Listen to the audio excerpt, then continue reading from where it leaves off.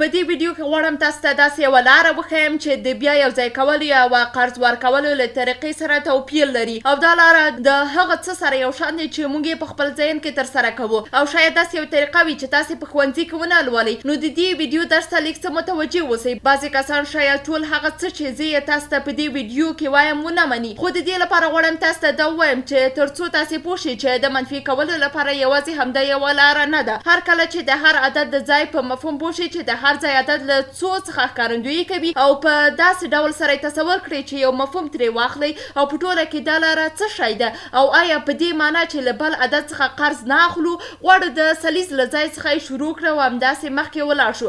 د مثال په توګه که 301 ته راشو، لومړی غواړو چې سل ترې منفي کړو. ښه نو که له 300 څخه سل مو لاړ شي 200 پاتې کېږي. اوس باید چې 80 منفي کړو. ویلی شو چې شل 2 0 منفي 6 څو کېږي. ښه نو د دې معنا دا ده چې 200 منفي 80 څو کېږي.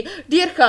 شل منفي 6 14 کېږي. ښه نو یوازې منفي مو کړه، اوس 14 پاتې شول او اوس ستونزه په 141 منفي 9 کې ده. ښه نو باید لږ څه فکر ورباندې وشي او آیا دا چې ووایو چې 141 منفي 9 څو کېږي؟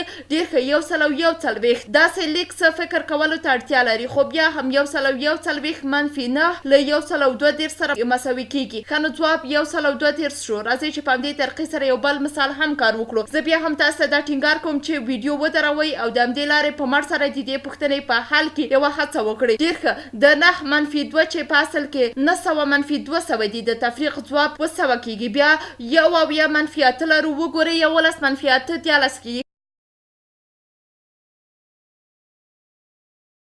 ښه نو دلته 3 پاتې کېږي. اوس باید 633 منفي 6 تفریق کړو. 13 منفي 6 2 کېږي.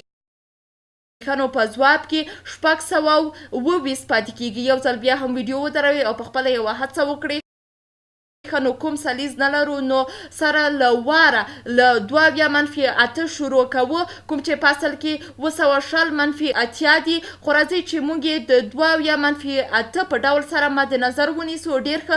12 منفي 8 4 کېږي. ښه نو 2 منفي 8 هم 4 شپېته کېږي. اوس نو دا د 641 منفي 8 سره یو شان دي. ښه.